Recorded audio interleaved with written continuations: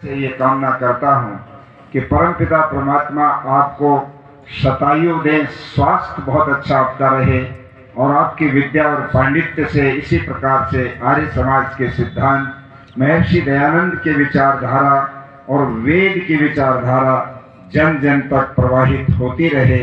प्रचारित होती रहे। मैं पुनः उनके बहुत उत्तम स्वास्थ्य और दीर्घ आयुष्य की शतायु होने की कामना के साथ मेरे समक्ष उपस्थित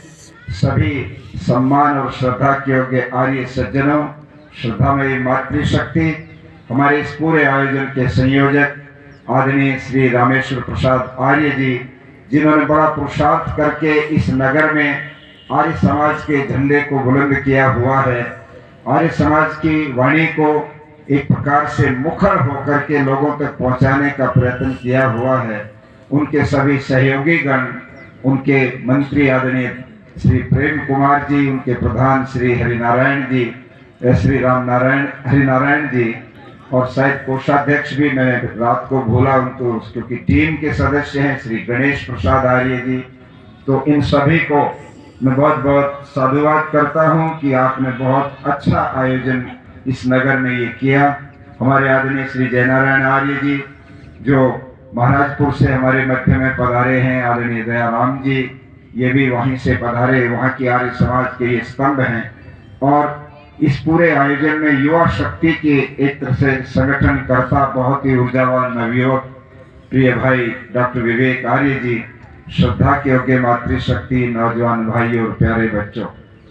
एक बहुत ही महत्वपूर्ण विषय पर त्रैतवाद को इतनी सरल और इतनी समझ के साथ श्रद्धेय आचार्य जी ने हमारे सामने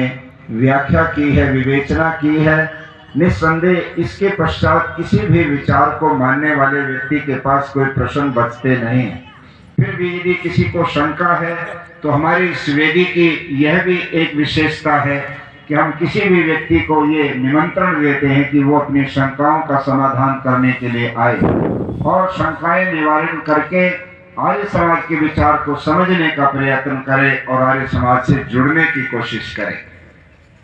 हमारे इस कार्यक्रम की दो विशेष बातें हैं। एक, आपने सारे के सारे जितने नामपट छापे हैं, विज्ञापन छापे हैं, उनमें लिखा विश्व कल्याण महायज्ञ होगा और दूसरा लिखा है वेद प्रवचन होगा।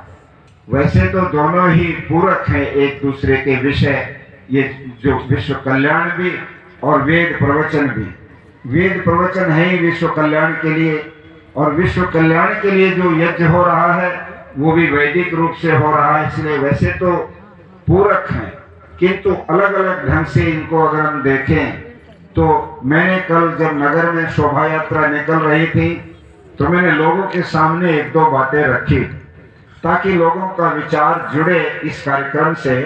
मैं उस समय उनको कह रहा था कि विश्व कल्याण महायज्ञ होने जा रहा है और आपके नगर में होने जा रहा है। अभी दीपावली होके चुकी है और उसमें भी कल भी रात को हम देख रहे थे बहुत सारे बच्चे या दूसरे लोग पटाखे फोड़ते